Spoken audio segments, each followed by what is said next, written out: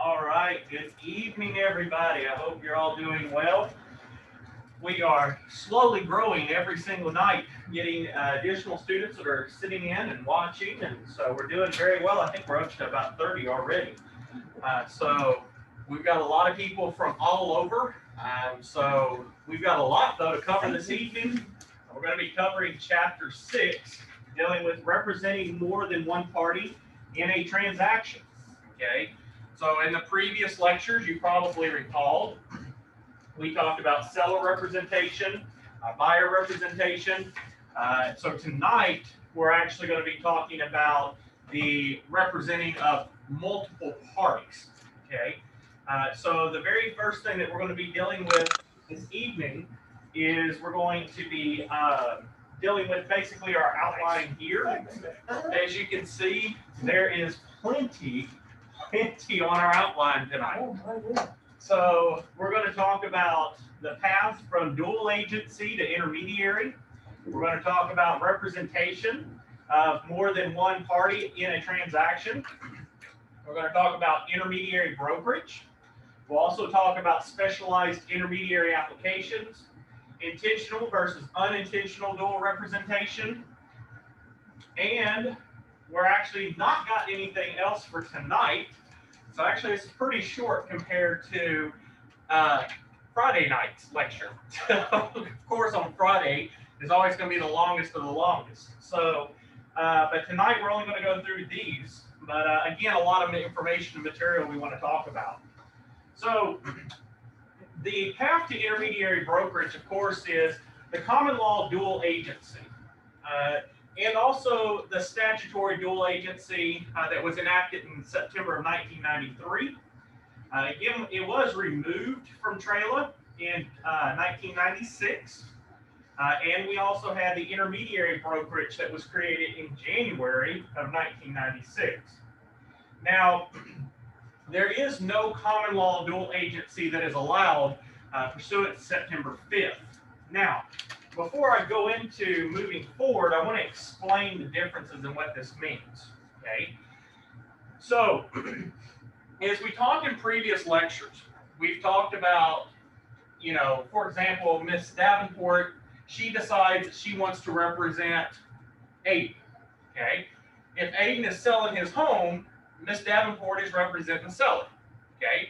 Mr. Eugene, if you're representing Travis as a buyer, you're a buyer's agent. What this situation is creating is what happens if Miss Davenport is representing Aiden, and then Miss Davenport acquires Travis as a buyer. What happens in this particular situation is this is what we call an intermediary status. Now, in Texas, we do not allow dual agency. Dual agency is where an agent is representing multiple parties in one transaction. And what happens is if Ms. Davenport is representing Mr. Aiden and Mr. Travis, the question is, Mr. Eugene, for you is, could Ms. Davenport truthfully be unbiased in that sale? Think about it. If her expenditures are based upon commission, is she really going to shoot for the lowest price? No. And would anybody do that? No. Most people are going to try to shoot the price as high as they can because the higher it is, the what? The more money in their pocket. Okay? So in this particular situation is common law dual agency is not allowed. We do not want individuals going into this particular situation. We don't want Ms. Davenport basically putting Travis at a disadvantage for her pocketbook. Okay? So, because of that, since Ms. Davenport cannot represent both people, and this particular situation is we created what's called an intermediary.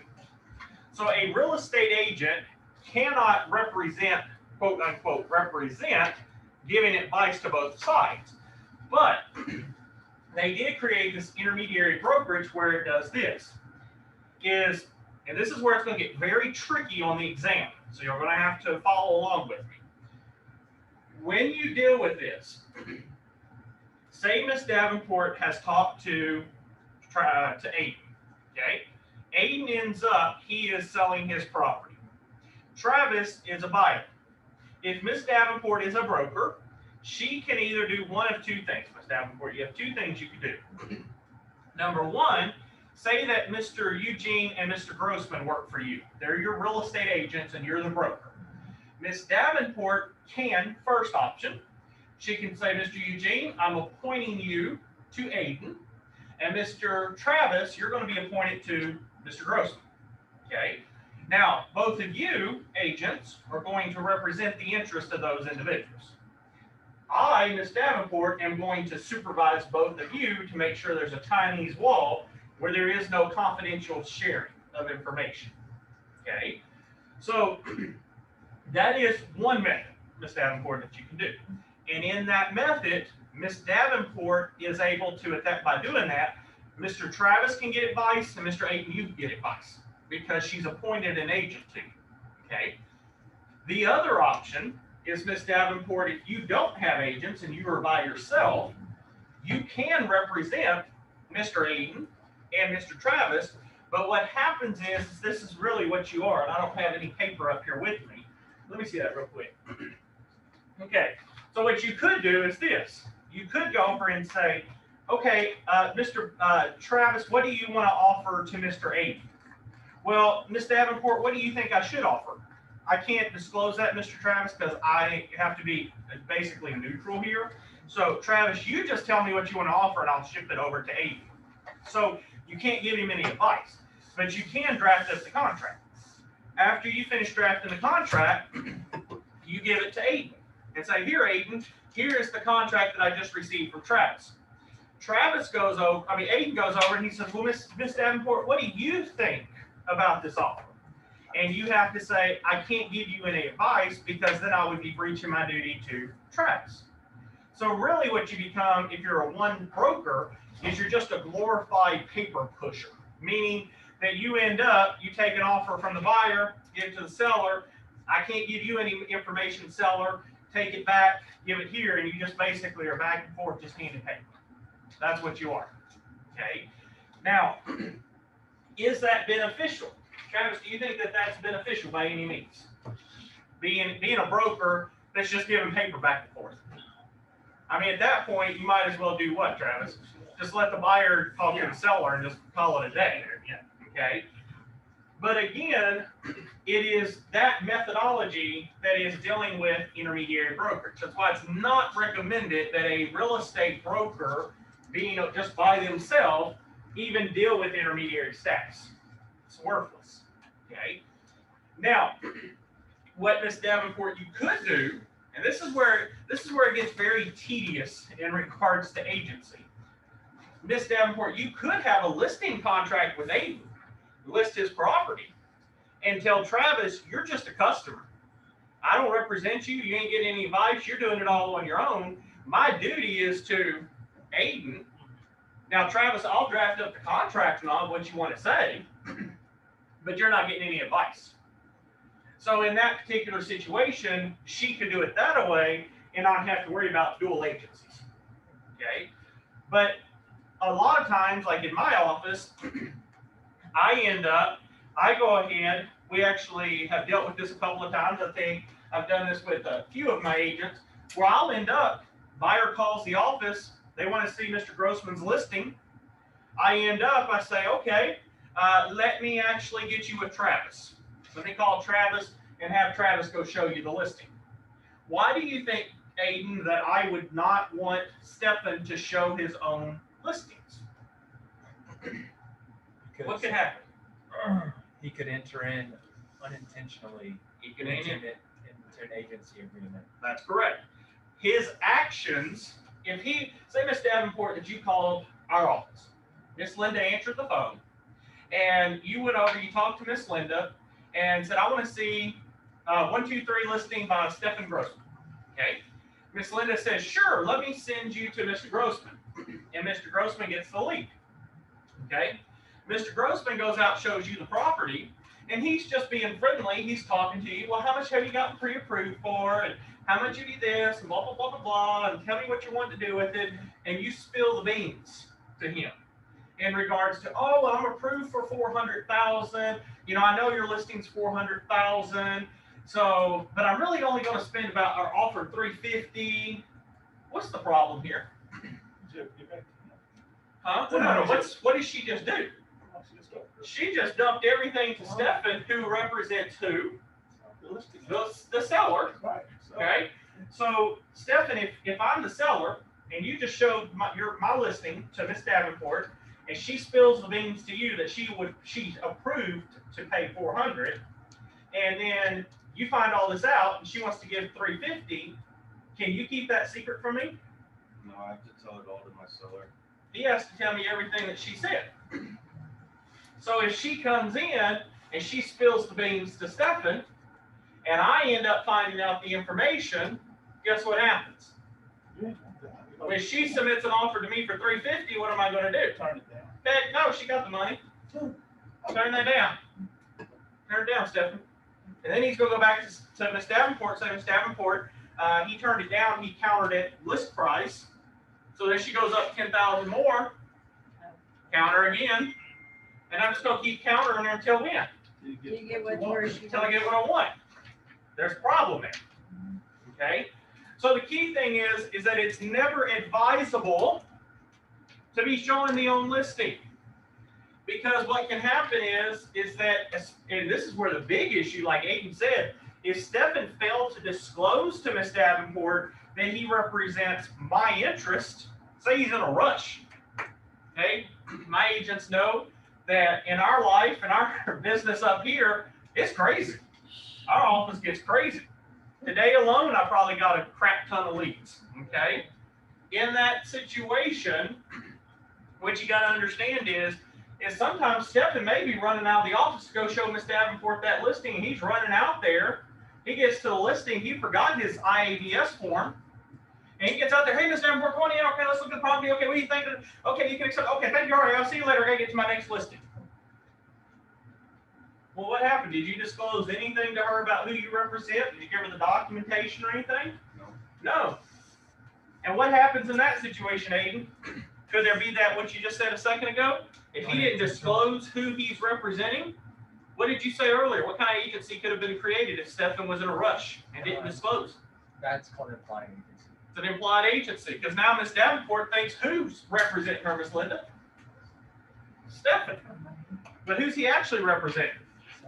Me, the seller. See the problem? Okay. So in this situation that's why it's a very important part to learn about this, because most real estate agents do what? What are they trying to get, Travis? How much percentage are they trying to get? 6. They want to get the full 6. I want the full 6. The more money in my pocket, the better.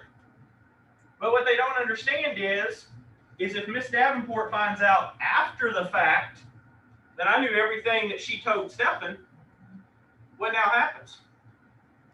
Stefan gets sued. I could possibly get sued. The broker could get sued. You see how bad this can be? And if it's deceptive where we hit it intentionally for Miss Davenport, now it's 3 times the whole amount. See a problem? Okay? So it's extremely important by all means that as you're doing this, you don't simply, I tell people this all the time, yes, we all want 6%, okay? But I'm just going to tell you, is getting that $30,000 check that you might get off the 6%, is that worth getting the 6% risking that you may get sued for $90,000? No. I made $30,000. Yeah, woo, Miss Davenport, I got $30,000 off of you. Then she finds out that she got screwed. She gonna come sue me for what? 3 times because I was deceptive. So now I made $30,000 off of her. She sues me, and now she gets $90,000. See a problem? Well, for you, that's a win-win. For her, it's a win-win. For me, I'm in trouble. No, I know, but it's the truth. Because there's a lot of agents that will do that. They will get out there and purposely sabotage a deal so they can get the whole 6%. You don't do that. You don't do that, okay? So, when representing one party, you have to understand the difference between statutory and common law. I'll make it real simple for you. If you're writing your slides down or taking notes. Under statutory, put black letter law. I'll say that again. Under statutory, put black letter law. Okay. Under common law, put judge-made law. If you've ever taken business law at all, you know these two. Okay? The reason we call it black letter law is because guess what? It's in a book. So they're black letters on a white piece of paper. Okay? So I call it black letter law. Common law, this was way back when judges used to hear disputes and they made a decision. So the difference between the two is, what does the law state versus what the judge interpreted as? Okay. Now, again, both parties must be fully informed. Let me explain this. Miss Leela, how are you this evening, ma'am? Fine, just got caught off guard. So I got a question for you real quick, ma'am. How do you feel if Mr. Aiden here tonight, okay? Mr. Aiden here tonight, he comes to you, he's representing you in selling your house, okay? And he's trying to get 6% commission, and he simply says, hey, sign some documents for me. So I just got to have these signed because my broker, Justin, requires them. But what you're actually signing is you're allowing for him to represent you and the buyer, but he doesn't inform you. How would you feel about that if you did not know what you were signing? Say you're in a rush. How would you feel that Aiden's making 6% off of a sale that he got it because it's one of his good friends buying your house? How do you feel about that? I guess I'd be kind of pissed. Exactly. Because of the fact is what? You're expecting him to work. Okay? So the key thing is, But see, for me, that's why I don't ever sign anything. When people start rushing you when it comes to signage, that's major red flag right there in any given situation. That's people like, can I get some time to review? But that's just my tidbit. And you know what? I hope everybody tonight that just heard that, you remember that. If an agent ever tries to rush you to sign, they're trying to pull a fast one. Okay? They're trying to pull a fast one. Because we have, as duties, as real estate agents, we have a duty to do what? What did we talk about earlier? Who's our interest to, Ms. Davenport? Is it to my pocketbook or to you as my client? You. It's to you, not to me. Because to me, yeah, that's fine.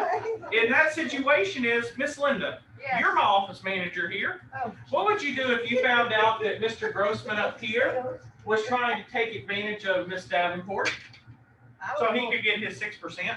I would pull Stephen in the office and have a come to meeting Jesus. Yeah, that meeting.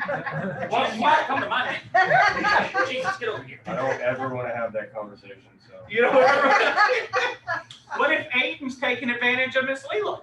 Same thing, Why are you going to get onto them? because that's not right. But they want more money in their pocket. It doesn't matter what they want, it's what the client wants, right? Exactly. Because the client's gonna have to pay that note, and they know what they can afford and what they can't afford, right? Exactly. Your duty is not to like we talked in the other classes, your duty is not to your pocketbook. Your duty is to your client. Your duty is to make certain that your client is happy. And your duty also is to fully inform them. Okay? I actually was working a deal today. And actually late last night, early in this today, for my own parents to help them with possible dealing with some things for them. And what ended up happening was like I told them. I said, the whole concept comes to this point, is that my duty, when they talk to the lender, I referred them to a lender. Did he ever at any point did he rush you to sign paperwork? No. What did he actually say? Take our time. Take your time, no rush. Do you need a week? Take a week. Okay, that tells you that that person doesn't care. Now, he did tell them in advance, the longer you wait, the higher what might happen to your interest. Interest rates. Your interest rate may rise. So they could take as long as they want, but if you take a very long time, what happens? The interest rate goes up. Okay. So again, you never push. You never push your clients. You have a duty to fully inform them. If I'm representing Leela as the listing agent, and Miss Leela tells me that in this particular situation, Miss Leela tells me that she wants me to sell her house, I need to put in the listing contract and explain to her in the listing contract, when I allow intermediary status, I need to explain to her what intermediary status is. Because Leela is not, if she's a normal seller, is not sitting in my classroom tonight listening to what intermediary status is. She has no idea what that means. She's relying on my knowledge and my expertise to represent her to her best ability.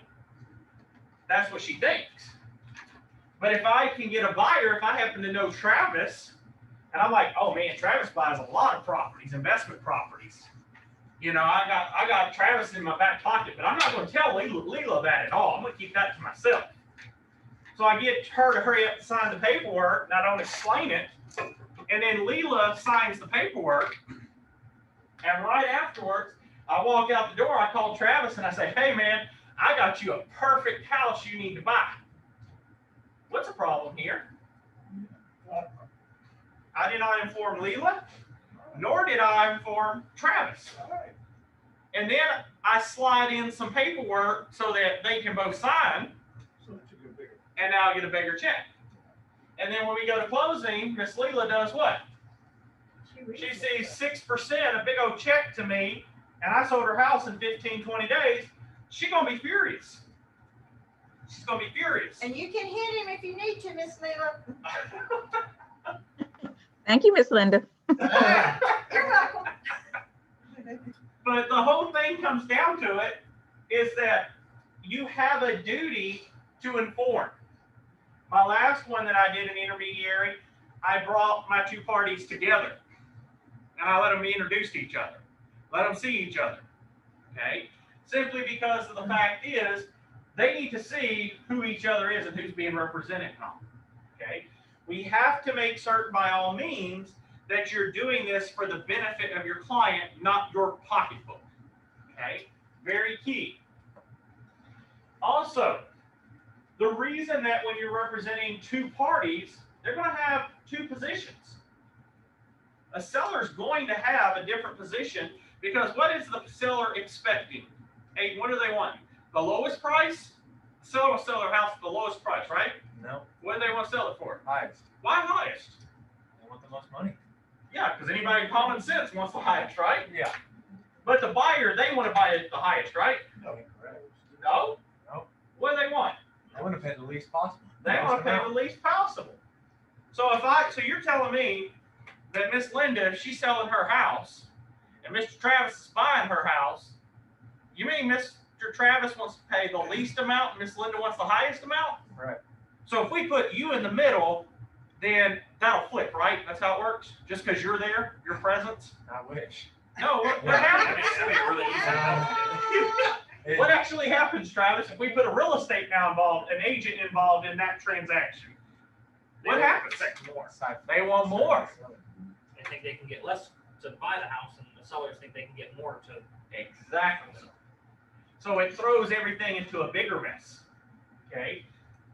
That's why it is imperative that you keep your client's interest. You're making certain that you use common sense, okay, in regards to this conflicting position.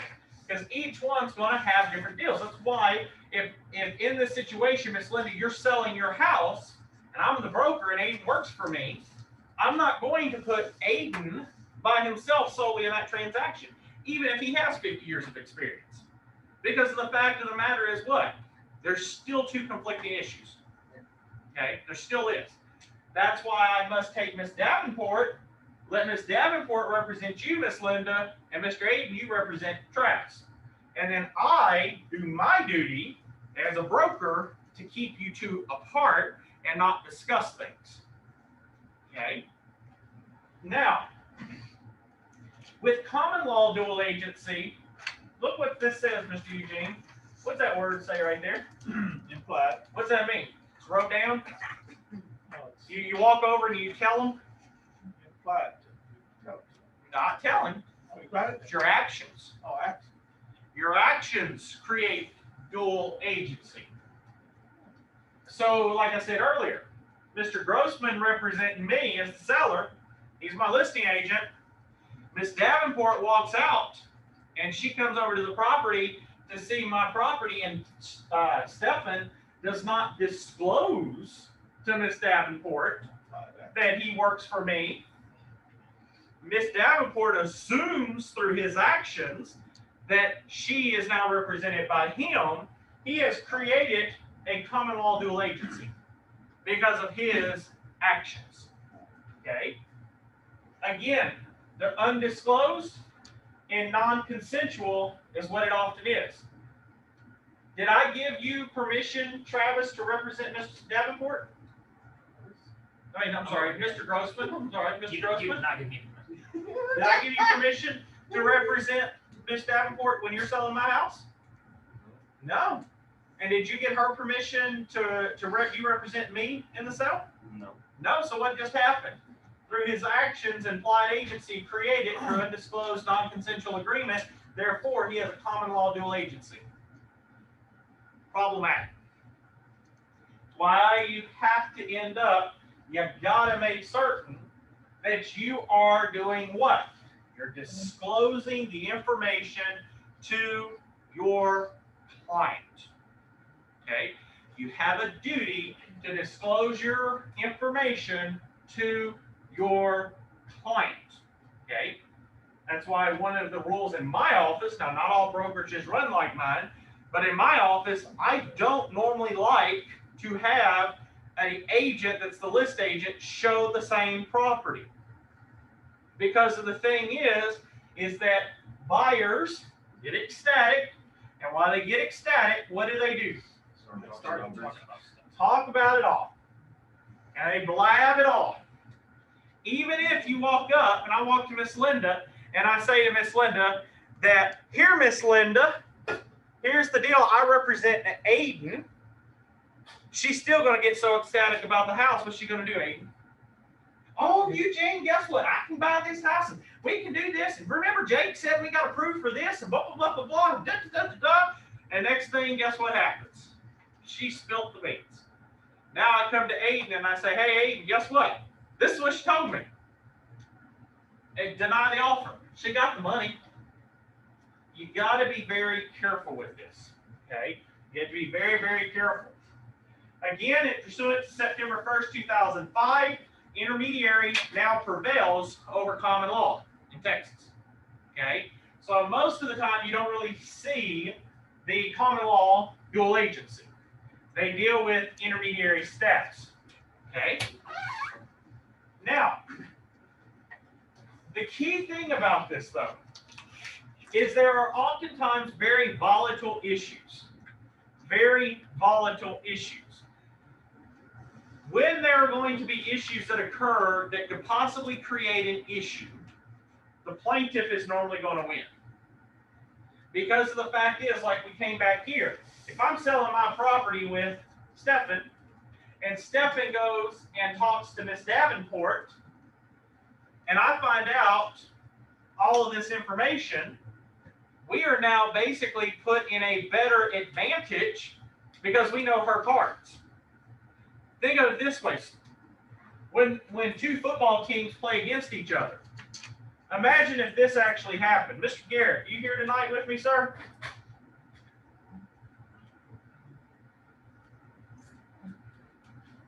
I guess not. Mr. Keith, you here tonight? Yes, sir. I got a question for you, Mr. Keith. So, Yes, sir. Mr. Keith, First off, did you ever play football or have family that played football in your life, sir? My whole family. Whole family. All right. So let Yes, me sir. ask you this: how successful of a football team would you have been if you were playing against, we'll say, Coach Eugene here in class, and Coach Eugene had y'all's coach's playbook for every game y'all played against him? How successful would you have been on all your football games? Not very successful at all. It basically screwed the whole thing up, right? Because what would have happened? Mr. Yes, sir. Every play you're about to play. So in that situation, it ain't a good Mhm. thing. Imagine if the Super Bowl, if they would have had the game, if the other team had their playbook, it'd been a completely different football game. Okay? So in that situation, just like Keith just said, is that you have to make certain by all matters, it's not fair for Miss Davenport to tell my agent, Mr. Grossman, here, Mr. It's literally she's doing this. Here, Mr. Grossman, here is everything about me. Now I want to go submit an offer, but I'm already approved for $400,000. So I want to go submit an offer for $350,000. What's the problem here? She's put at disadvantage. She's the football team that what just ended up happening. Her playbook's been given to the other team. Okay? So it's not going to end up, it's not going to be to her advantage. Okay? It's actually going to be against it. Therefore, Miss Davenport would win if a lawsuit was put against her or against me. Because the fact is, her playbook has been given to me. It's not fair. Okay? Now, Trayla does have a discussion in regards to when intermediary status is allowed. There are certain times when intermediary status is allowed. And that's if, number one, it is written consent of all parties. I'm going to say that again. If it is written consent of all parties, you've checked off that first box.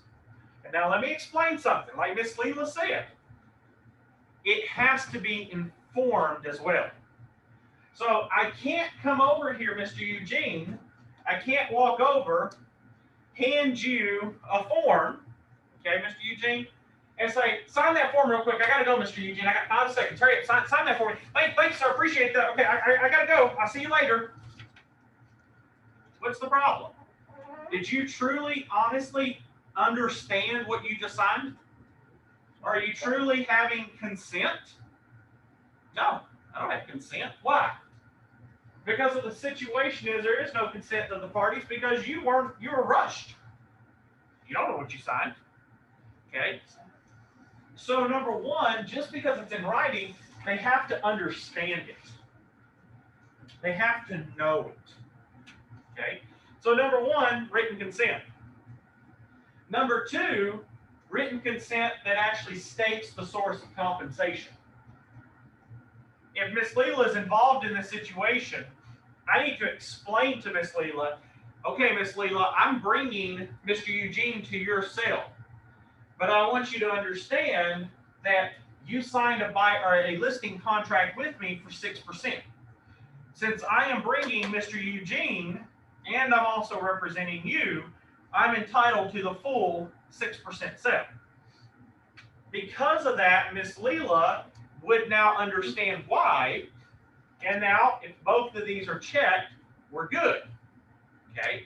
But Miss Leela, the key thing in this situation is I have to make sure her and Mr. Eugene understand it. Now I'm going to tell you, how often, Mr. Travis, do you think you actually deal with intermediary status in real estate? You don't really. No, very rare, very rare. Because of the fact is, most of the time you put a client out, you put their property up for market, and then boom, another agent from another company brings a buyer. That's how it works. However, I've had this happen before. Client goes over, say Travis, we'll just pick on him right now. Travis goes and I walk over and say, Travis, let me list your property for you. Okay, Justin, sounds great. And I happen to heard that Mr. Keith was looking to buy a property. And your property matches what Keith is looking for. But I don't tell you that because I first want to get you under a listing, and then I go talk to Keith. Okay? And I say, hey Keith, man, I got a property for you here. I think you might want to come look at this, Mr. Keith. So Mr. Keith says, certainly, let's go look. So I go over, I show Mr. Travis's property. Keith loves it. He wants to purchase it. And by the way, Travis, I did this all within the same day. All within the same day.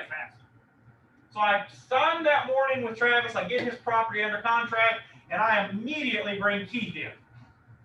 Keith comes in, he loves it, he wants to put an offer in. Now guess what?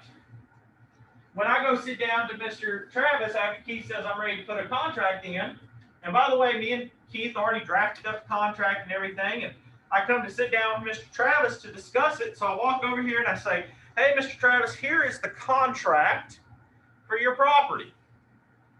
Awesome. He starts going through it. We get down to the intermediary section, and I say, and also, by the way, here's the intermediary agreement. You're paying me 6%, so you're going to pay me 6% for this transaction because that's what we agreed to in the listing contract. And what do you think in reality Mr. Travis is going to say, Mr. Eugene? Remember, all this happened in one day. Hold on, we're going too fast. Slow down. No, here's what he's actually going to say. Whatever, man, sounds good. Why am I paying you $30,000, Mr. Justin, when you only did like 4 hours of work today? Yeah. I'm going to renegotiate this 6% and just pay you 3%. They do that. Clients do that. They can't do that. Oh, they will do it. Yeah. They will do it. They can't because they signed the contract. Right. But guess what happens? Here's your problem. If I say, you know what, Travis, you still owe me 6%, he could end up not signing the contract. He may say, nope, I'm not going to sign this contract. No, I'm just going to wait for another agent to bring me a buyer. Or he may now have already seen Keith's contact information and say, I want to think about it, I'll get back to you. Guess what he's going to do? Call Keith. Call Keith. Hey, man, let's work this out between ourselves. Let's keep Justin out. Okay? Understand when you get in these intermediary relationships, don't be surprised. Don't be surprised if they don't pull a fast one on you. Don't be surprised. I had one person before, I sold so quickly, literally it was 2 days it took me. Had a contract sign up, lockbox, put it on the MLS, and boom, found a buyer within 2 days. Boom, found a buyer. Went to the buyer, got a contract put on their table, told them I got it, and I'm ready to sell your house. Let's get it going. And they said, well, you did it so quick. We thought about it. 6% is a lot. How about 1.5%? Because you didn't do much. Oh, I didn't do much? I do about 90 steps before I even put your property on the market. So, yeah, I did a lot. It ain't easy. But to a client, they only see what? They just see from when you sign the paperwork to boom, they now got another one. They didn't see you running the CMAs and running around town trying to get it bound and bind it and getting things together for them and running comps and calling people and all. They don't see that stuff. They just see Mr. Eugene came out, signed a form, and he came out the next day and had a contract. He only needs about $1,000 for that. I have a question. Yes, ma'am. So if you have those type of folks who are like, well, I only want to give you 1%, it goes back to what you originally said, where they just be like, I don't want to give you the 6%, so I'm just not going to sign. Uh-huh. They will try to. And that's just it. I will tell you this though, Miss Leland, okay? If a client ever does that, remember you're an agent right now, so you're a real estate agent. If they try to pull a fast one, remember it's under your broker. So what you would at that point advise the client is, say Travis was that person. I would tell Travis, I would say, Travis, I see what you're saying. Let me get my broker on the phone. Let my broker talk to you. Because remember, the contract's with your broker. And then I would get on the phone, and my first thing to them is, say it is Mr. Eugene that's doing this. I'm going to say, Mr. Eugene, I understand where you're coming in from this. However, please let me explain something. Travis, number one, has ended up, he showed property. He's gone through, he has also ended up, he did about 90 steps just to get your property ready and on the MLS and all of this. He's done a lot.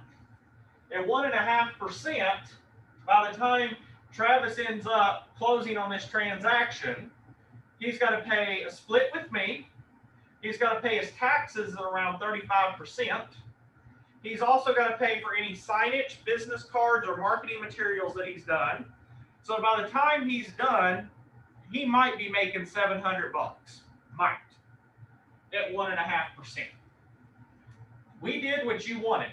We sold your house very quickly and timely. And so because of this, we're entitled to our 6%. Also, we're not certain this transaction is going to close. We still got to go through the whole appraisal and inspections and everything else. They could back out. So in that situation is, Mr. Eugene, I'm sorry, but I cannot drop commission to 1.5%. I'm sorry. Does that make sense, Leland? Yes, thank you. You're very welcome. And I'm loving the questions. Y'all keep up with those. I like those. All right. So the next one. Trayla also has that written listing contract or buyer agency contract may be sufficient. So in some situations, if I have simply a listing contract and a buyer rep with the same brokerage, I may not have to have the additional forms that TAR has. Okay. However, it's always recommended to do what? Get as many contracts as you can sign. Okay. Get as many forms signed as you can, because the more documentation, the more support you have if you get sued. Okay. But I will tell you, agents, not agents, clients, especially sellers, for some godly reason, they do not want their seller, the agent, selling agent, to end up getting more than 3%. I still never get this. They would rather, say Mr. Eugene here, he would rather pay 6% total and 3 go to Stefan and 3 go to Leela than pay Leela the whole 6% for procuring her own deal. It blows my mind. Mr. Eugene's fine to give 3% over here to you, Stefan, and 3 to Miss Leela, but it's not acceptable for Leela to get 6%. Okay? People don't understand this. Depending on what real estate brokerage you go for, a lot of companies, they don't understand fully the biggest background part of this. And what I mean by this is a lot of brokerages don't explain to agents how much money you really actually get. When a new agent goes to a new brokerage, especially a bigger brokerage, their very most important thing is this. You ready? They're trying to recruit. Big brokers try to recruit. That's their job. Let's get these people on. But with Ms. Davenport, you say you go with Mr. Stefan here with KW. Say you go to his brokerage here. You go to him, you talk to him. He makes money off of how many people he brings on. Even if you fail, he still makes money. Okay? So he wants to be good. He wants to look good, so he just recruits everybody. But he doesn't tell you how these splits, these commission splits are broke down. See, most brokerages, they may have anywhere from a 50-50 split to an 80-20 split, okay? But the thing is this is what I try to tell everybody. Every business model, they have to make money. Doesn't matter if you're KW, Century 21, Remax, myself, Nobles Realty, it doesn't matter. We all have to make money to operate, okay? But the more commission that you get to keep, guess what? The more they're going to not find you, but charge you in monthly expenses. So I may say, Miss Davenport, I'll give you 100-0 split, but you're going to pay me $1,500 a month. Versus if you end up doing our 50-50 split, you end up, Miss Davenport, you don't pay any monthly fees, and you just pay 50-50 per transaction. So you've got to look at this. But say, Miss Davenport, that you were at a 50-50 split. Miss Davenport, she goes over, she talks to Mr. Steffen. Mr. Steffen says 50-50. Well, Miss Davenport, if you're getting 6% commission and you're having to split that with Mr. Grossman, that's still a nice 3% chunk. Okay? But imagine if Mr. Eugene says, man, you did it so quick. Miss Davenport, I'm only going to charge you or give you 1.5%. That's not much. You're getting 0.75 with your broker.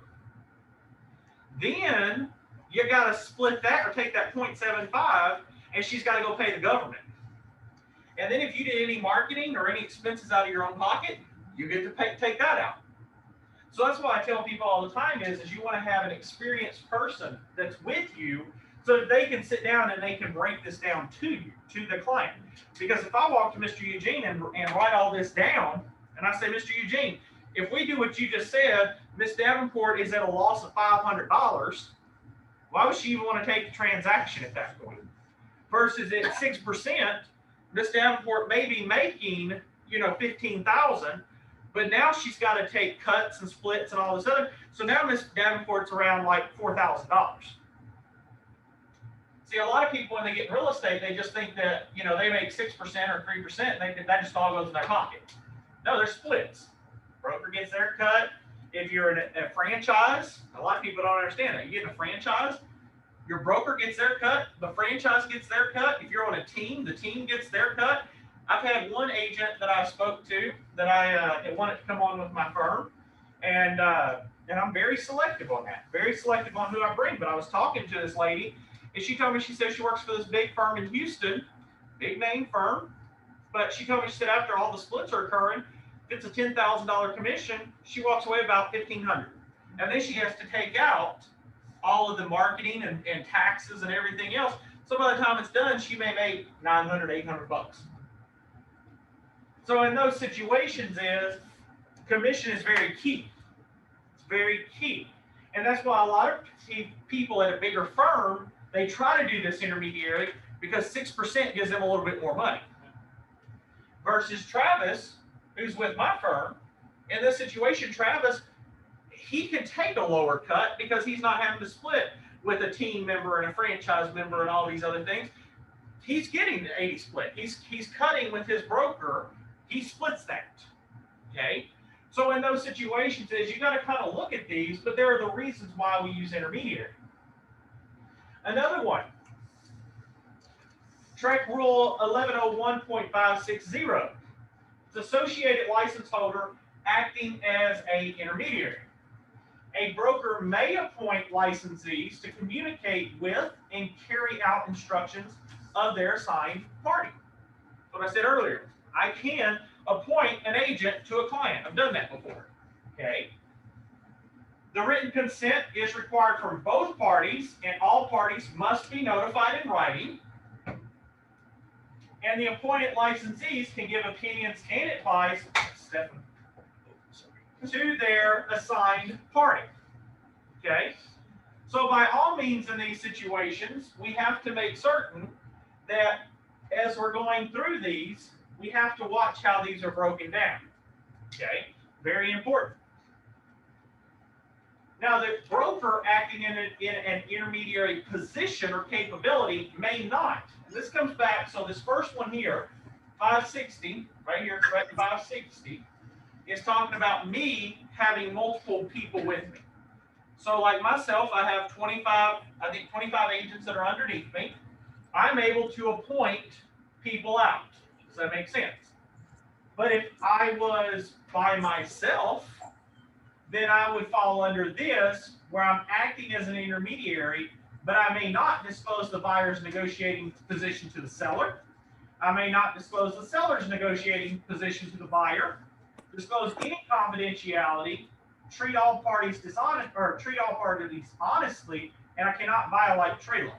So in this situation is unlike this slide right here under 560, if I have agents underneath me, I can appoint them. Now this comes back to that situation of this. Let me say this kind of situation here. Yeah. Who is it? Does Keith have a question? Keith, you got a question, bro?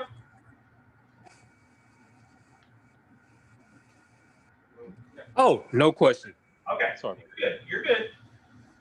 All right, so in this situation, like I was saying just a minute ago, okay, under this, what happens is you got to be very, very careful when you're dealing with this, is you got to make certain that as you're going through these things and you're having these discussions, it's important that you are ending up your benefit, you're representing your client.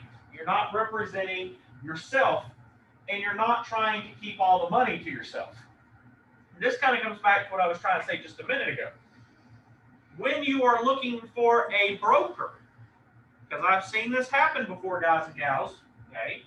It's happened to some people that have came on to my team before. They came to my firm because of what happened at another firm.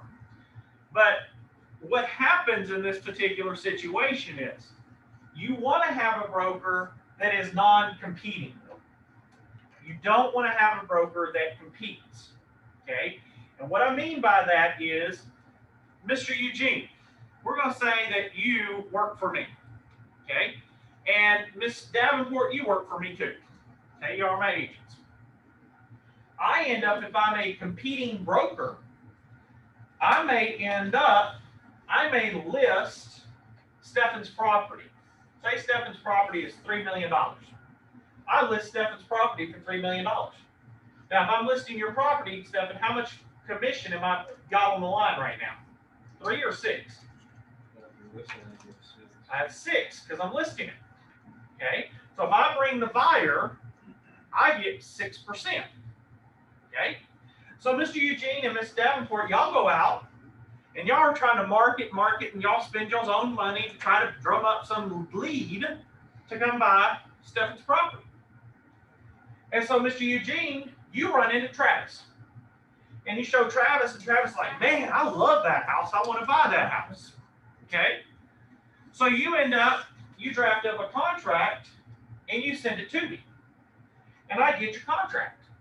And I have the contract, and I see it, and I'm like, whew, man. If I go over and I cut Eugene out of this, I get 6%. Or if I keep Eugene in it, I only get 3. What am I going to do to Eugene, Miss Davenport? I'm probably going to do what to him? Give him the, what do they call it? The boot. Give him the boot. That's right, yeah. Bye, Mr. Eugene. You're fired. You've been terminated all of a sudden. Bye-bye. Hey, guess what, Stefan? I got Travis. Let's do the transaction. When it's all said and done, what happens? I walk away with 6%. I get nothing. You get nothing. I did all that work. And you did all the work, spent the money, and you try to sue me, and guess what happens? Sorry, all listings and business is in whose name? Your broker. That's what happens when you deal with a competing broker. A non-competing broker like myself, if Miss Davenport grabbed Stefan and you grabbed Mr. Travis, I don't care, because the fact is what? We're all going to make money in this transaction. So why should I be greedy and try to take it all and keep it to myself when I can just spread the wealth amongst everybody? That's how it should. And he only does that to the people he doesn't like. So Yeah. Only the agents he doesn't like does he kick out. That's right. Yeah. By the way, Miss Davenport's the new enforcer. I'm hanging on. I'm hanging on. I'm barely making it. But by all means, like I say, is that yes, you want to make certain that your broker that you're with is actually going to end up, they're not going to kick you to the curb. Y'all, I've seen it happen before. I've actually had an agent come to my firm from a bigger firm because the fact is, this person got a list or got the buyer, and they didn't want to pay that agent 3%, so they gave her the boot, so they could keep all the money. And I'm not saying all brokerages are like that. Do not get me wrong there. There are many brokers that are like me, that are non-competing brokers. But the thing is that I always have said that it works to the benefit, because I've worked for a few brokers while I was an agent, and the thing that I just saw was it was just simpler having a non-competing broker. Because what happens in that situation is if Travis or Stefan need to talk to me about something, they don't have to be concerned that if I go talk to Justin, then he may fire me so that he can get more money in his pocket. That's not how I meant this. It's meant so that both of them can be confident enough to come talk to me. We solve the problem, and they don't have to be worried about, oh crap, I can't talk to Justin, so I'll just make a guess and then get me sued. Rather, we all talk about it and everybody gets some money. He knows I'll beat him up too. Yeah, Travis will beat you up. You gotta watch out. I'll beat him up. That's why I have this this little lecture here on podium. I have a question. Yes, ma'am. Is it possible if you go to these other brokers and let's say they start or give the indication that it's non-competing and then they turn around Yes, ma'am. and get you? So Yes. there's nothing that you sign that indicates that they would actually keep to the non-competing component. You're just really having a discussion. Well, it depends. In my office, I actually have an additional addendum that's in my contract that states that I do not compete. Now, of course, there is a little exception to it. Like, for example, if we have too many leads in the office or too much business, that I may get in.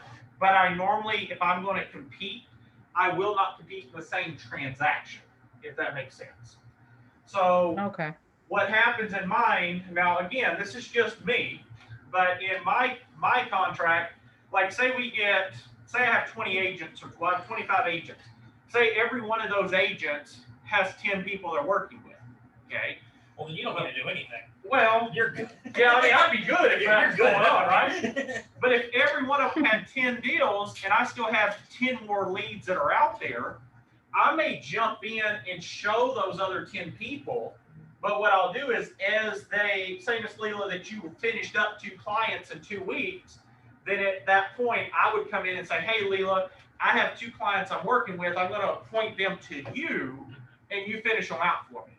So instead of me kicking them out of my office and giving them away to somebody else, I'll handle them until another one of my agents clears up, and then I'll give it and assign it or point it off to another agent, if that makes sense. Yes, thank you. You're very welcome. And again, I don't want anybody thinking I'm trying to bash another firm. That's not what I'm trying to do. I just want to give you, when you go in and you interview, okay, you need to know these little things because these little things help you find the best firm you're with. Like I told Miss Davenport, I told her from day one, I don't care if you go to another firm. I would rather have good rapport with you so that when you are with that other firm, I still can end up doing transactions with you. I'd rather have us on good terms than ending up you're with somebody else and we have bad terms. I've been teaching for 9 years, almost 10 years. I've been teaching real estate. I have taught majority of the agents in this area, if not probably even outside of this area. I don't have no issue with any of them. I've taught many students. And some of my best friends that I talk to that are agents are with the bigger firms. I have no problem with that. But I'm also will tell you is you just got to be aware. That's what I'm trying to express to y'all. Be aware of what you're going into. I don't want, say, Miss Davenport going in just knowing the content, but not knowing what else could happen after the fact, if you see what I'm saying. I want you to see the big picture of everything. So when you go into interview, you're prepared, not only from the knowledge, but also from the practical side, if you see what I'm saying. Okay. All right. So how does this appointment process work? Well, it's advice and opinions from the appointed licensees. Okay. So again, this is where I, as a broker, step in. Okay. This is where, like I said, Mr. Eugene, you're representing Travis. Ms. Davenport, you talk to Stephen. Understand, is me being a non-competing broker, I don't know Travis or Stephen. Y'all are meeting with them. So that Stephen or Travis would never have seen me until this point. Okay. This is where I step in as a broker for you, and I then say, okay, Ms. Davenport, Mr. Eugene, can you get your clients together and we need to meet at the office? Or let's meet by Zoom, whatever works, okay? And then at that point, I come in and I basically go through this.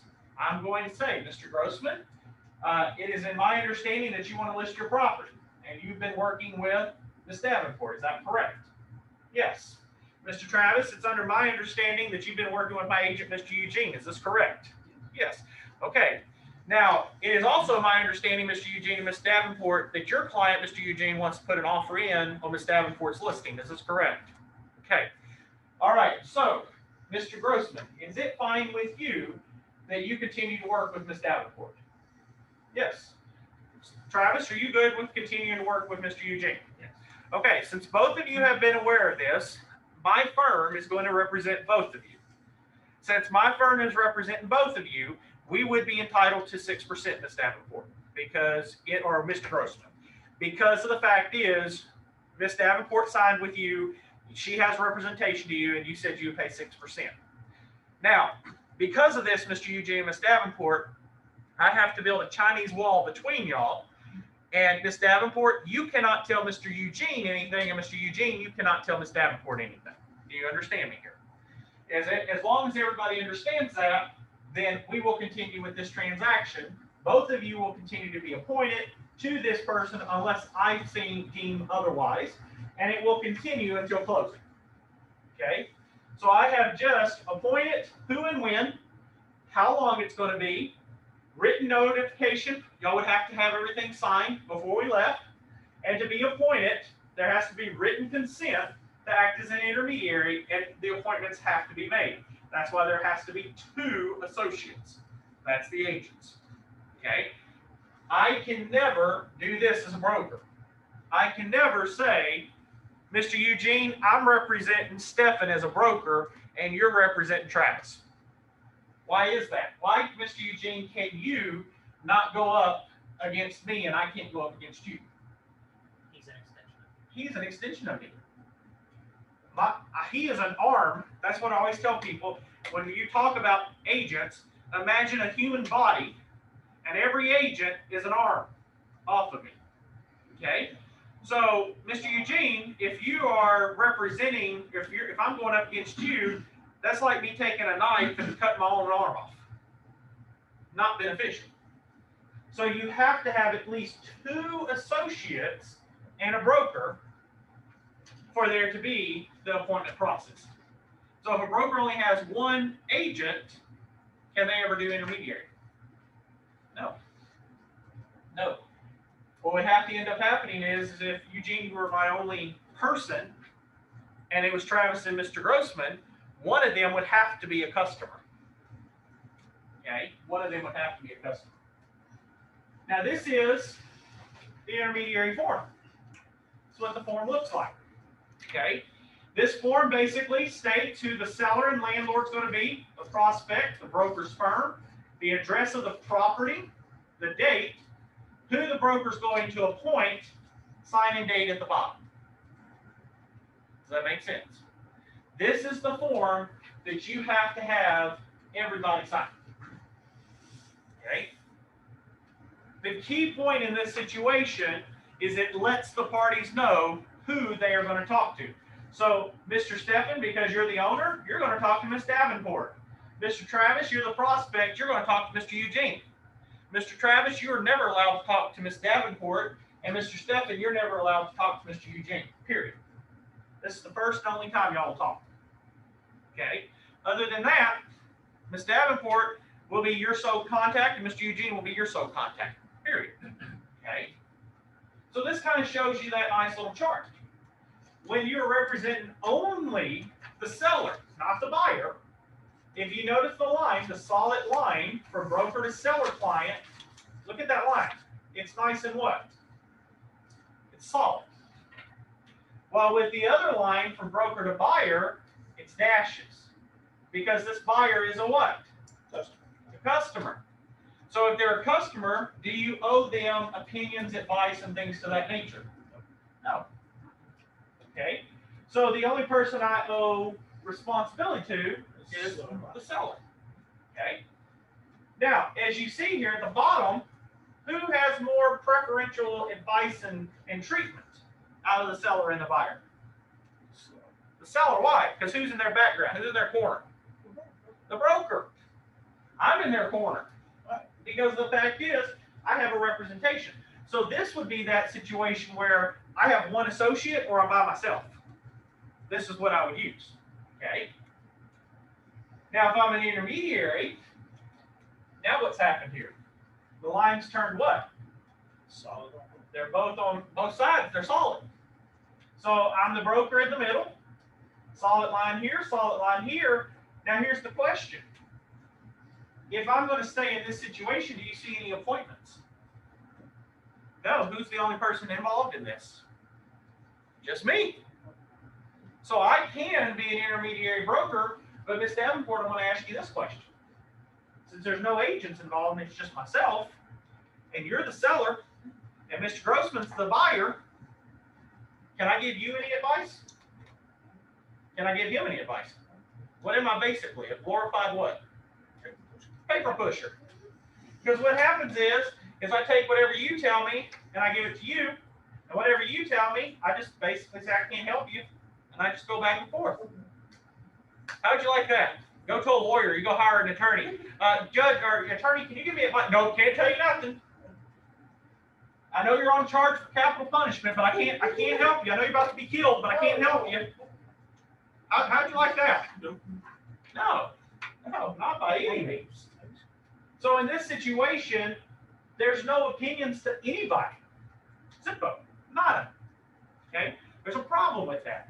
This is basically a way, and this is why personally, a lot of people may counter with me, but personally I hate this one. Because the fact is it's basically the brokers getting all the cash, putting it in their pocket and walking away. And the clients is getting nada. No help, no advice, no opinions, nothing.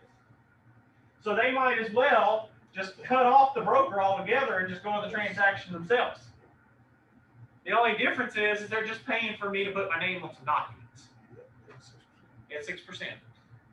Okay? So very important on that one. Now this is what's called an intermediary with one associate and without appointments. So if you notice here, it's an intermediary broker, but here, Mr. Eugene, you're the sales associate and you're representing the buyer, but we're also representing the seller. Well, what did I say earlier? Can the broker ever go up against the sell agent? No. So again, can we give any advice, opinions, or anything to either client? Nope. Even though, Mr. Eugene, you're a sales agent, you know a bunch, you can't tell Ms. Davenport anything? No, because the fact is what? Who's the listing amongst? Still with the intermediary, the broker. So in that situation, a sales agent can never go up against their broker. So again, this previous one we just talked about just rolls over here. Same thing. All we're doing is we're just adding one more person to the mix.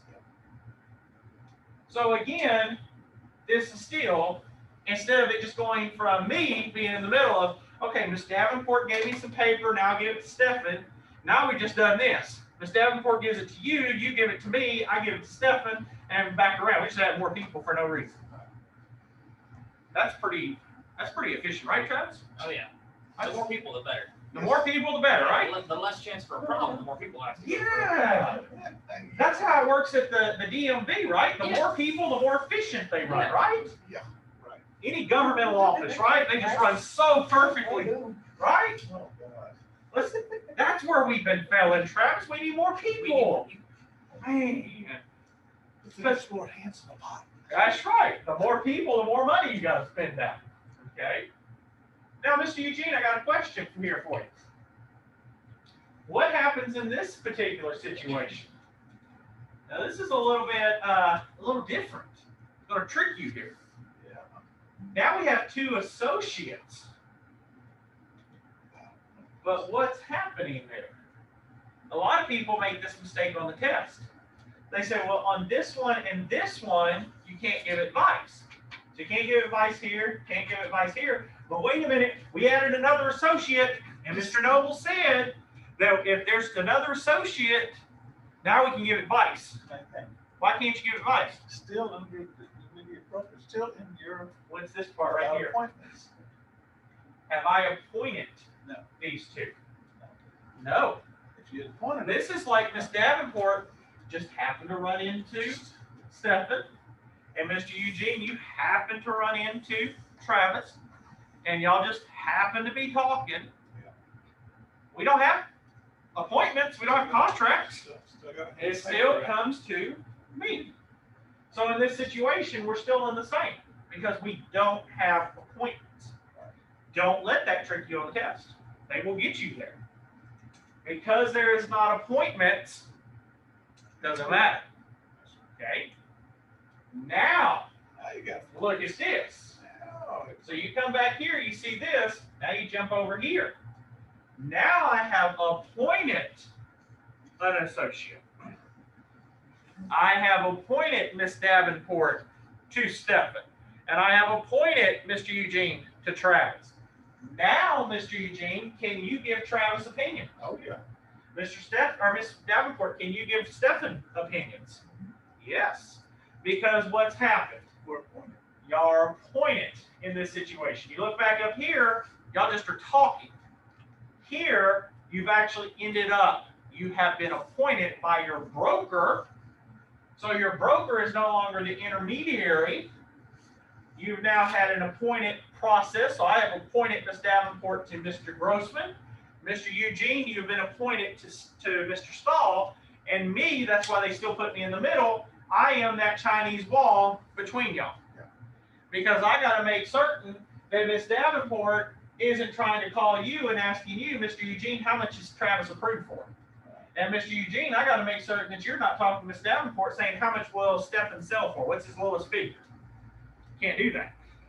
Okay? So that's where you have that difference here. Now watch this one though. Look at here. So this is going to throw a few people. Now we have one sales associate.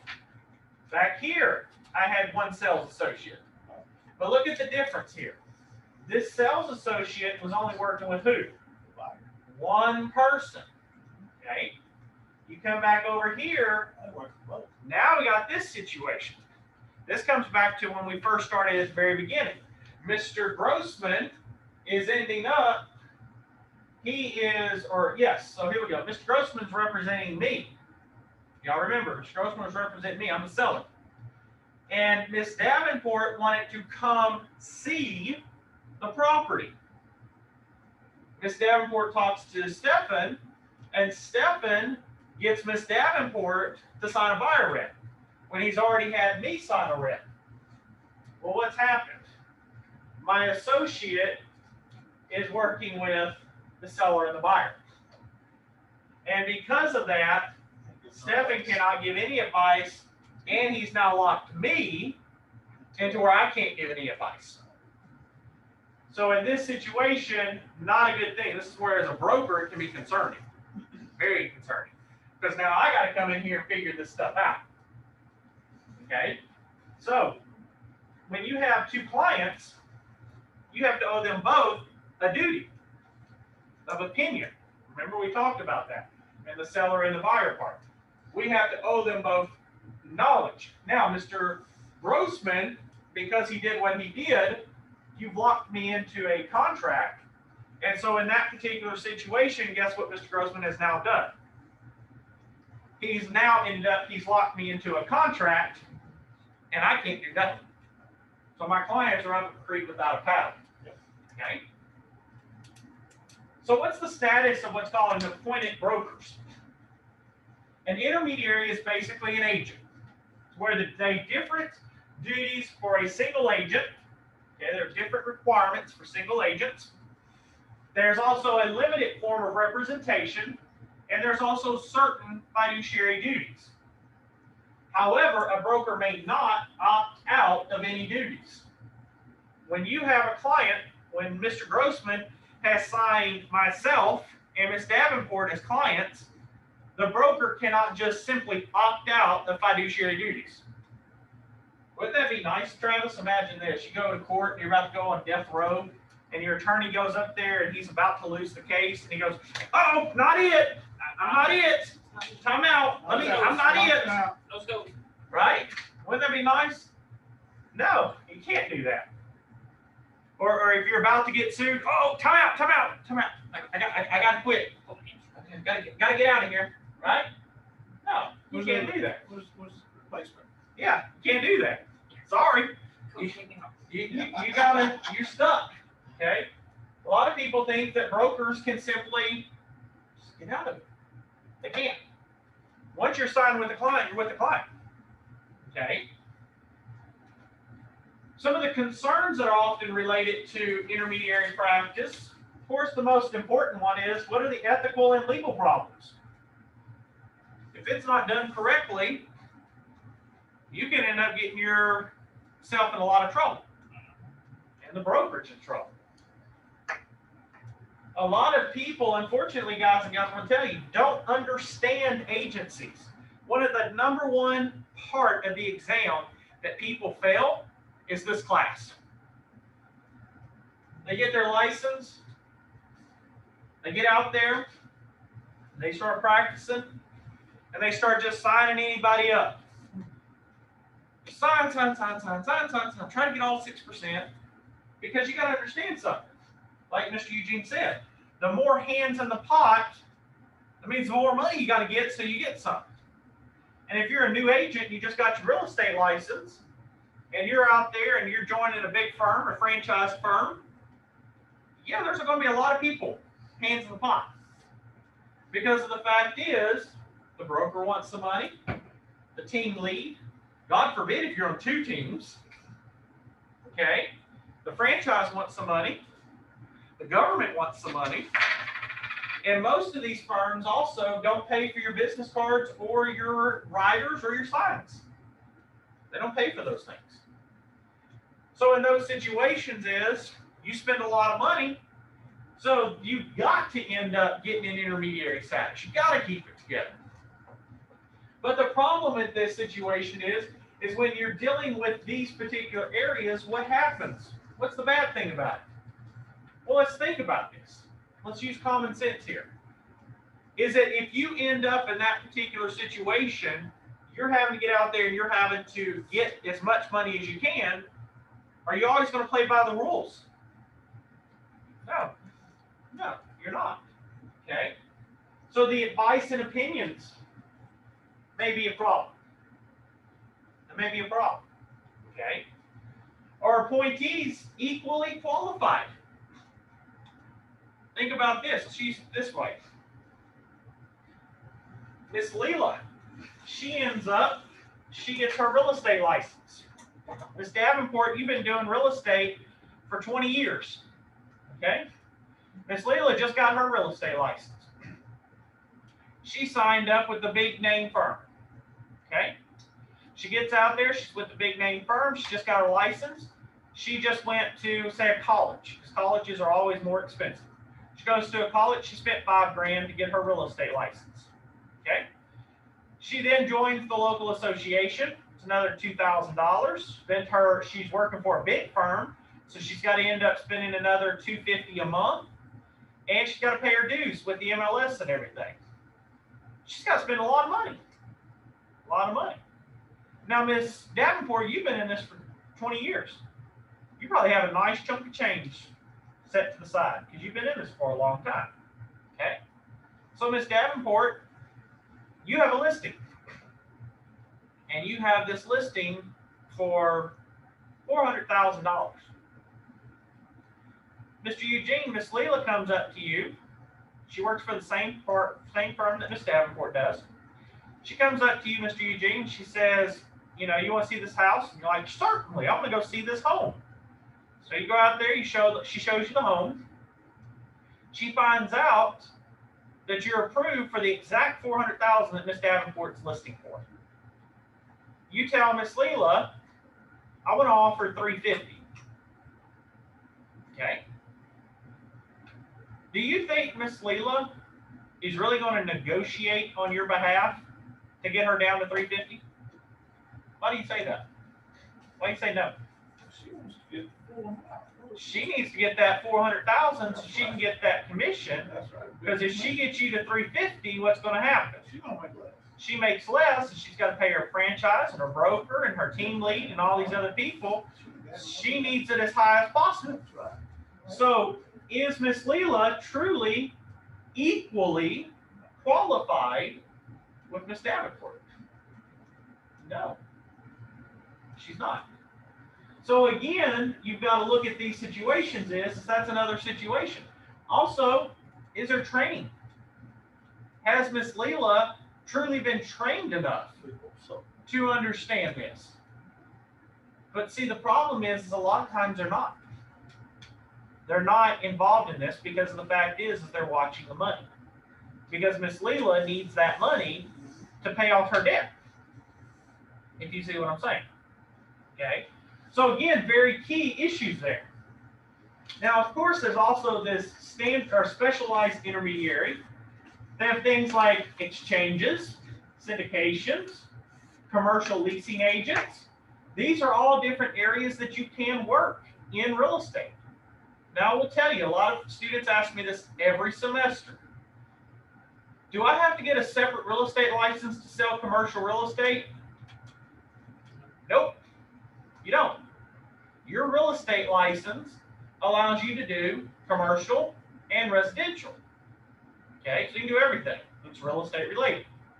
However, Travis, do you think it's wise that, say, Mr. Keith, who just passed his real estate exam, should go start working on commercial deals? No. Why is that? Usually it's a lot more complicated. Usually those people are a lot more. They would They eat him know what alive. they know what they're doing a lot more than just people Yes. trying to buy their first house. So. Exactly. A commercial person is most likely either had a master's degree in real estate or they've been in real estate for so long that it's not funny. Okay? They know what they're talking about. Okay? So very key in those situations. Now, what's this deal between intentional and unintentional? Okay? Well, the first thing we want to look like is unintended dual representation occurs when one licensee represents both the buyer and the seller. Okay? It's oftentimes that in-house represents both the buyer and the seller. Other broker represents the buyer and acts as the seller's sub-agent. The licensee acts as the buyer or seller, or the written agreement with the seller, but only a verbal agreement with the buyer. These are where you can run in to these issues. Okay? You've got to make certain by all means that you don't allow this to happen. Now, do you think, Mr. Eugene, that people intentionally forget stuff? no. No. Travis, could you happen to have a hiccup one day and make a mistake? Could I have a hiccup as a broker? Could I make a mistake? Yeah. Yeah. I'm not perfect. I'm human. Okay. So in those situations you go through here, you're not going to be perfect. Okay. But you have to understand that you have to try to limit these. That's why you always have multiple checks and balances in place so people are watching. Okay. Now the potential problem areas occurs in these spots. If you have a prior relationship with a client, say I've been representing you, Travis, for 20 years, I may end up being more relaxed and laid back with you because I've been doing transactions with you all the time. Okay? But guess what can happen? If I've been doing transactions with Travis forever, and I go over here to Miss Davenport and I get her listings, Miss Davenport, do you really give a crap that I've done relationships with Travis before? If I'm trying to sell your house? Nope. You want me to do everything by the book, right? So it doesn't matter that I'm buddy-buddy with Travis. She wants it by the book, okay? Another area like we talked about, in-house sales. A lot of brokerages, doesn't matter big or small, a lot of brokerages push for in-house sales. There are some brokerages that will not show other people's listings. They will only show listings in their own place, period. Now, do you think that's in the advantage of you, Mr. Eugene, if Mr. Travis only shows the brokerage's listings? No.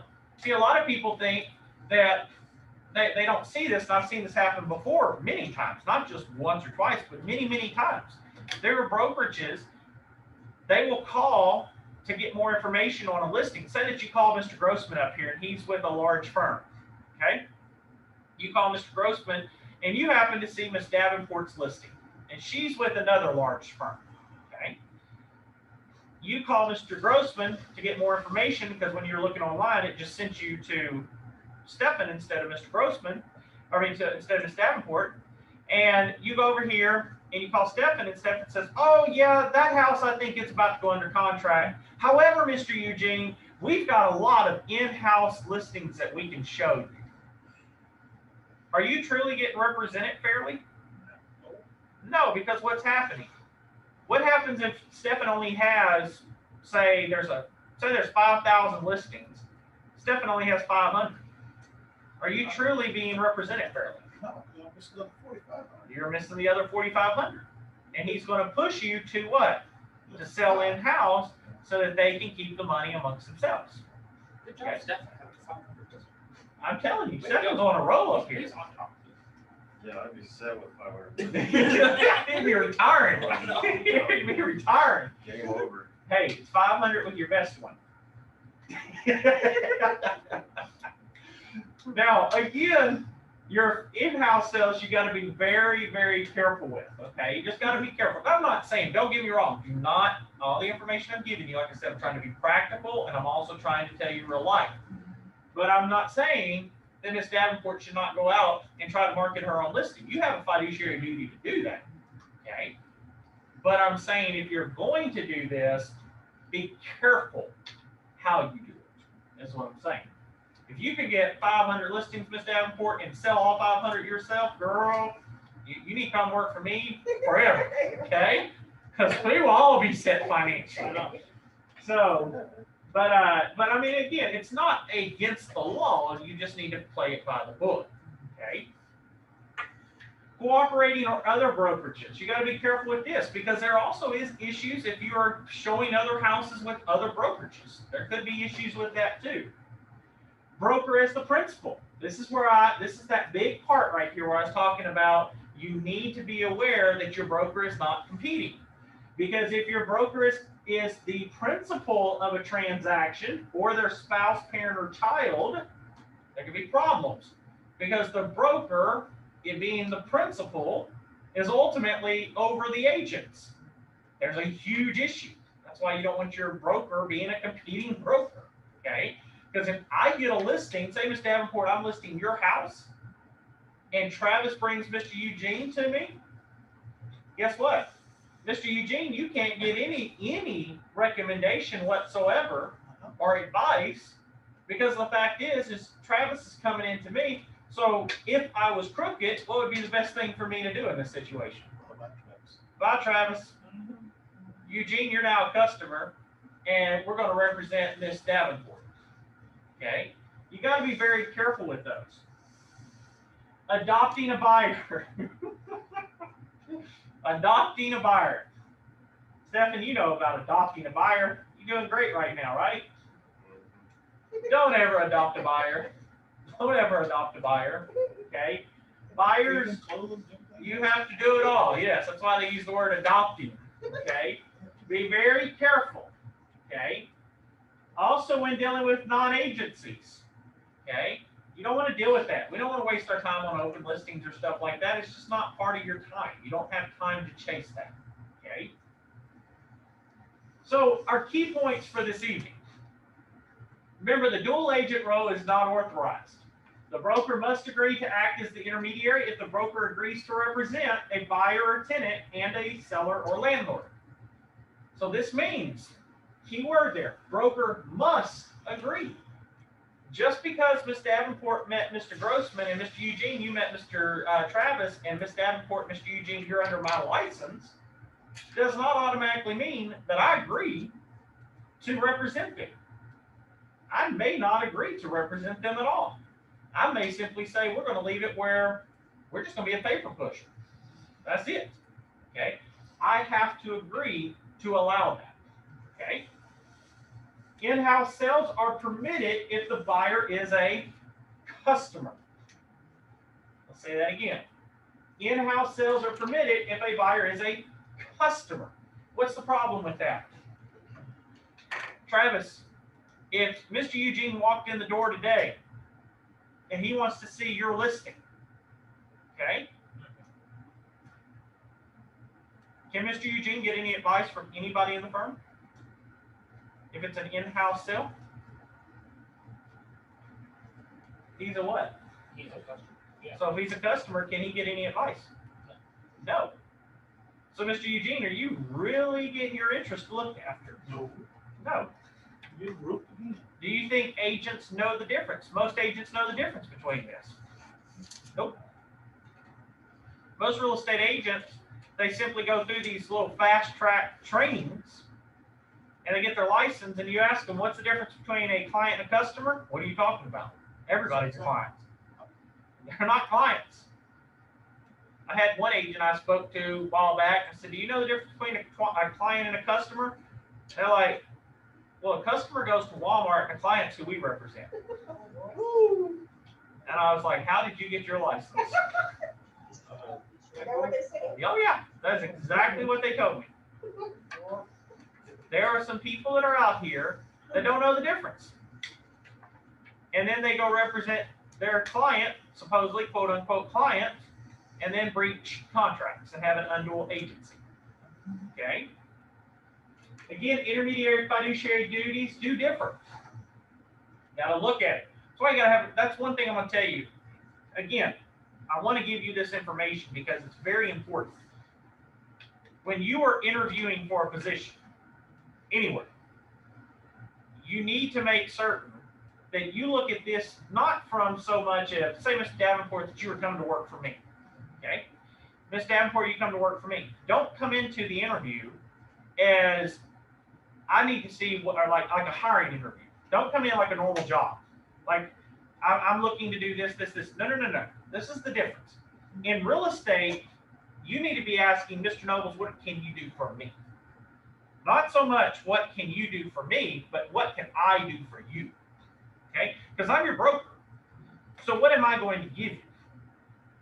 See, there's a lot of places, and it's sad to say, there's a lot of places that they have like a office manager or a team lead or some other assistant or associate that interviews. And you'll ask them, well, where's the broker at? Oh, well, our broker's in Dallas, but we're here in Houston. Or our broker is in New Mexico, and he just has his license here. You want to make certain that, like I always say on anything else, like lenders and everything else, you want to make certain that you can walk in and either hug your broker or slap your broker. Travis does a lot of the latter. Okay,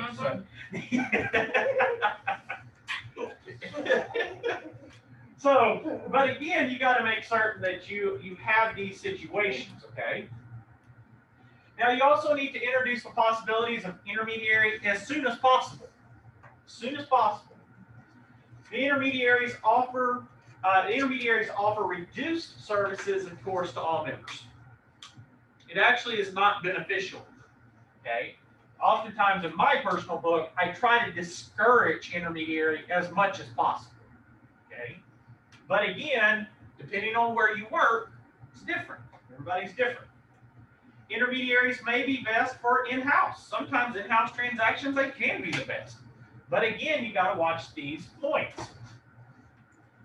So if you're going to be a broker, or if you're working for a broker, you need to ask your broker, do y'all have an office policy? And what exactly is the policy? Explain to me what the policy is.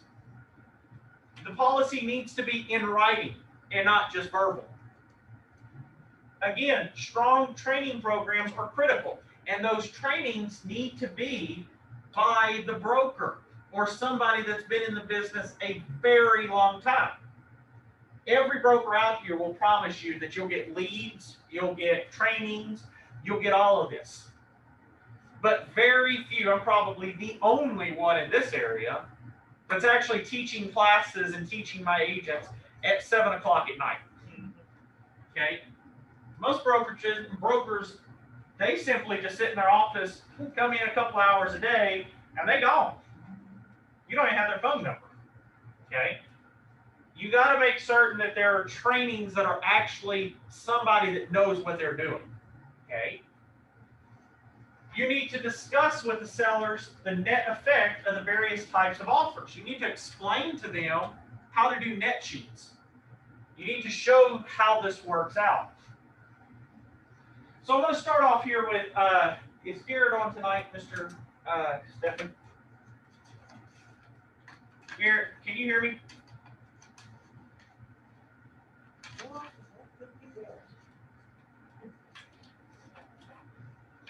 Mr. Colton? Are you talking to me? Yeah, there he is. Mr. Garrett, question for you. Yes, sir. As an intermediary, what duties do you owe to the buyer and to the seller?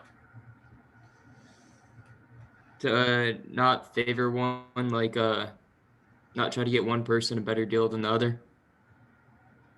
Okay. Mr. Eugene, do you agree with that? Not to favor one over the other? Well, you don't know these, because all you're doing is push paper around.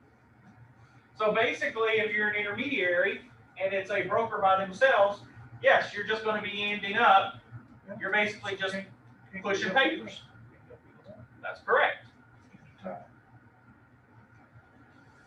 Miss Leela, what services can you provide as an appointed licensee in an intermediary transaction that you could not provide as an associate without an appointment?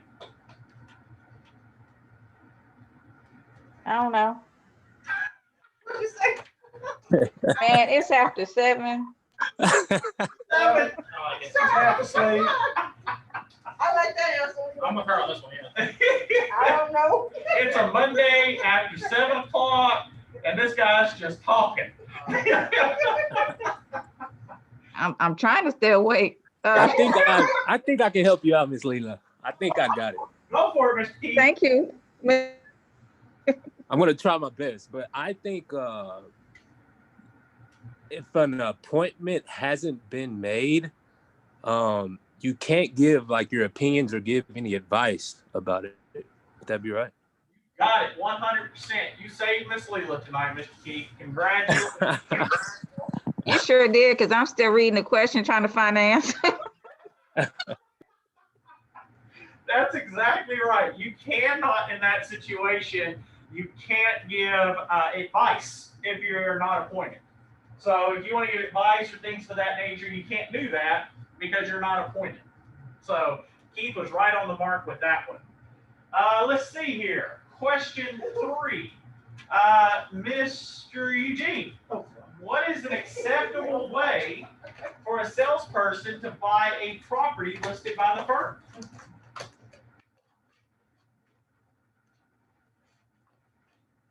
So this, let's put it in layman's terms. I'm selling my own property. I'm the broker.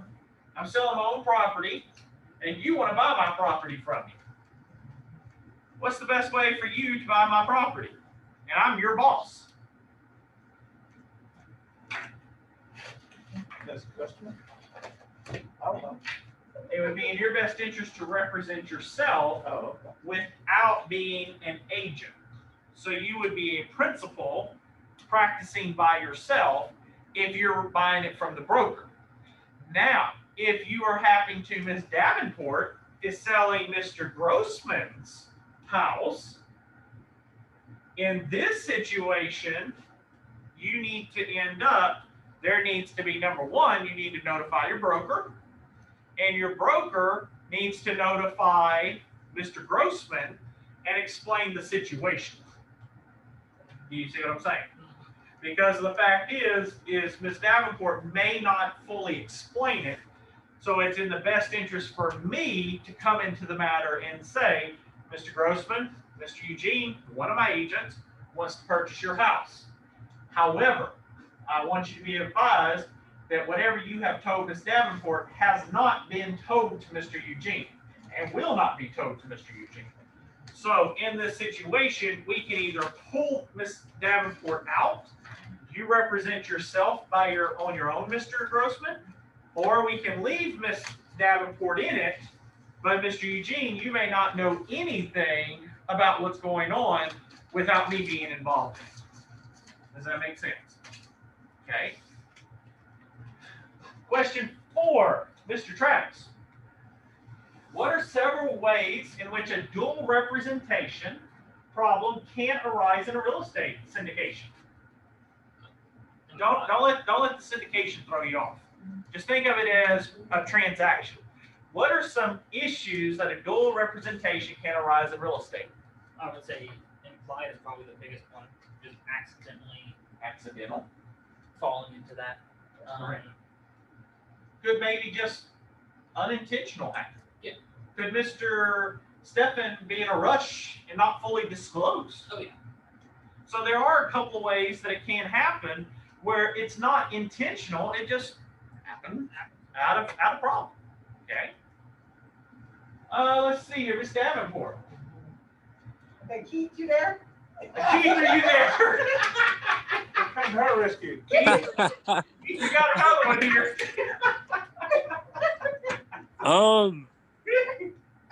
I'm gonna try. I think I would say at the beginning.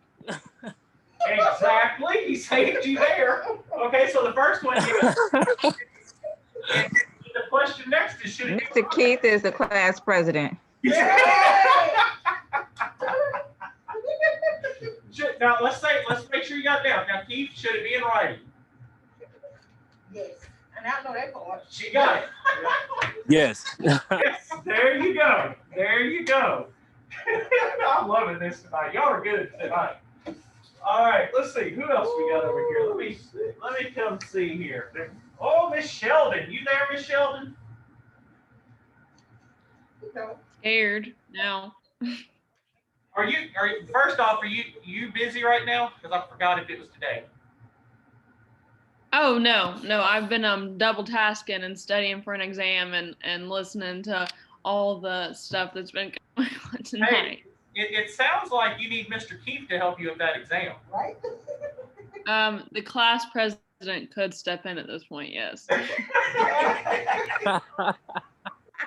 That's it.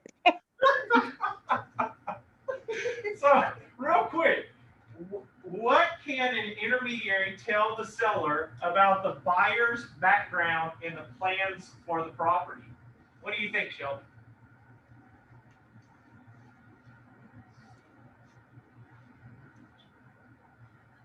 Is there a button for crickets? Let's see. Who else do we got here? Enrique. I believe you can't tell them anything because you have both sides. Oh, look who came to the rescue. Wow. Mr. Darren. Well, I heard there was a competition for class president.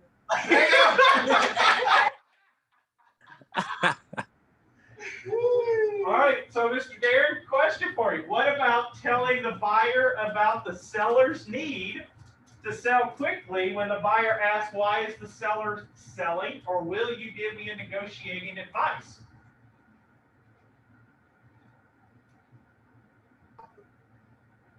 Are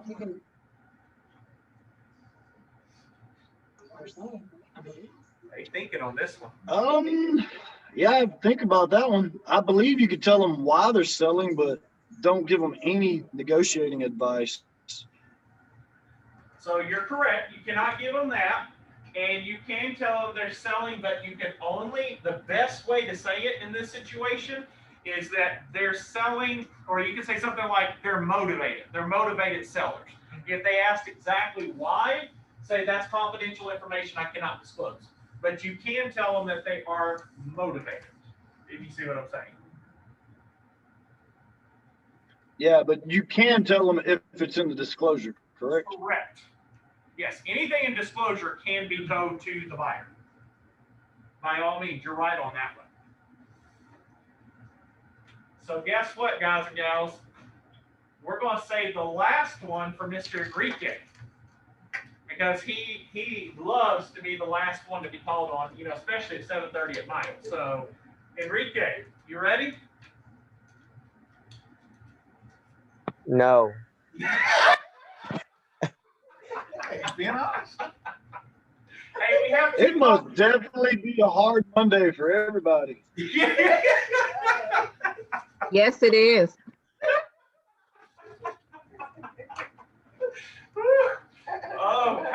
find out what Keith and Darren's on tonight. We need, they probably have some drinks or something we need to go get, so. It's Adderall. It's Adderall. So either Mr. Keith or Mr. Darren, regarding the previous situations, how would the responses change if an appointed associate were to become or begin ask the same questions? Key word there, appointed. The situation shouldn't change for the associate. You still shouldn't give advice. Unless, I will add, I agree. unless you were appointed to that person. If you were appointed to that person, you would. But if you were not appointed to it, you're 100% correct. Okay? Well, it depends on who you're appointed to. Okay? Very good question. All right?